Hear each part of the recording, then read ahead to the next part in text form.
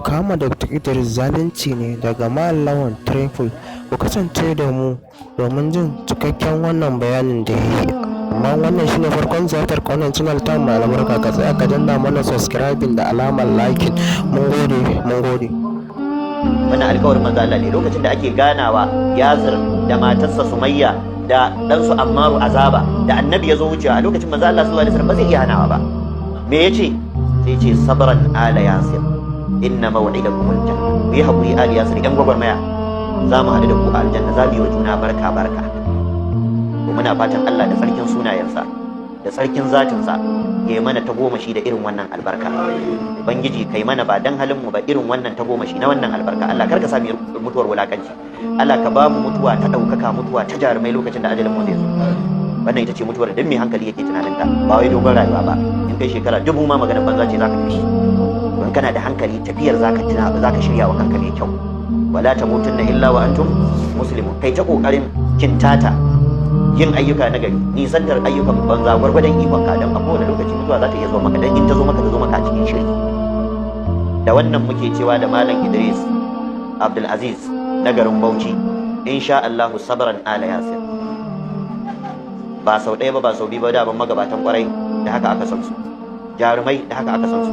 Ka tsaye wa gaskiya ko a daka ko a ruba, wannan shine magana ta gaskiya.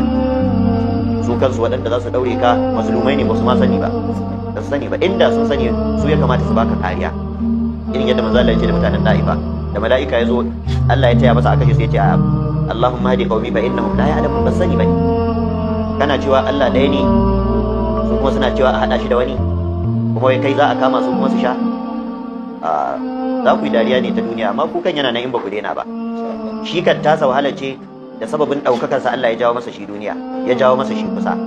Amma takaici da kaskanci wallahi yana nan akan wanda yake shirka, ko ba daɗe ko ba jima. Ɗaukaka kuwa tana nan ga masu tauhidi.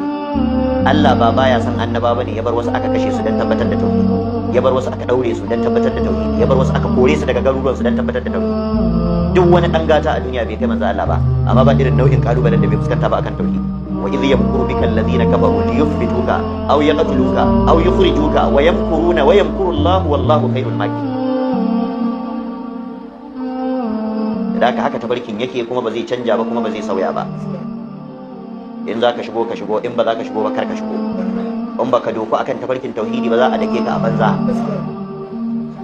sai a dake ka a bangar siyasa, sai a dake ka a wajen hawan sarki a dan ka bada hanya, dogari ya sula ma mulala a banza, kuma dole ka matsa wa doki ya wuce. Amma a dake ka akan tauhidi daukaka ce. Abdullahi ibn al-Mubarak aka yi masa dukan tsiya akan tauhidi sai da bayan sa ya rube. Imamu Ahmad aka yi masa dukan tsiya akan maganar tauhidi sai da bayan sa ya rube. Akan maganar Qur'ani ba halittar Allah bane ba, Qur'ani zancen Allah ne. Imamu Ahmad sai da aka yi masa dukan tsiya akan wannan, aka daure shi a kurkuku. Amma da aka fito da shi bayan naman ya riga ya riɓe, sai dai a rinka yankewa kafin a sa masa magani. Dan ka sa magani akan rubabban nama, aikin banza kai. In dai kana so ciwo ya warke, sai ka fara kwarfe inda mugunyar take, sai ka yanke rubabban naman, sannan sai ka zo ka sa magani. Masu yanke masa suka ce muna yankewa Imam Ahmad, muna ce masa yanzu kai ko ya za ka yi da wanda suka yi maka wannan a gaban Allah? Yana na yafe musu, na yafe musu. Ba na son mu je gaban Allah mu tsaya da wani mai tauhidi ko da wani musulmi. Kuma a lokaci guda muke kira ga shugabannin al'umma, kun ga in za ku biye wa 'yan bid'a wanda kun san makaryata ne, ku kun sani, kun fi mu sani, za su kai ku su baro. Wallahi kun fi mu sanin ƙaryarsu. Mayaudara ne, ba addini ne a gabansu ba, kasuwancinsu ne da gina kansu, amma ba al'umma ce a gabansu ba. Ba wani abu da kukan al'umma ta tare da su, wallahi babu shi. Bukatar kai ce kawai, da son zuciya, da ci da addini, da ha'intar Allah da ha'intar manzon Allah. Ina ma a ce masu mulkinmu a matsayinku na musulmi za ku yi irin abin da shugaban abin nan wannan kasar Togo, shugaban kasar Togo yayi. Na je kasar Togo nake tambayar 'yan Togo, ya kuke da 'yan bid'a? Suka ce ai babu su anan, ba su da tasiri, sai dai kowa ya ja carbinsa ya gida. Sai gida wai an daki kare a kako, yace sai gida. Nace to ya akai haka? Suka ce ai shugaban kasar duk da ba musulmi bane,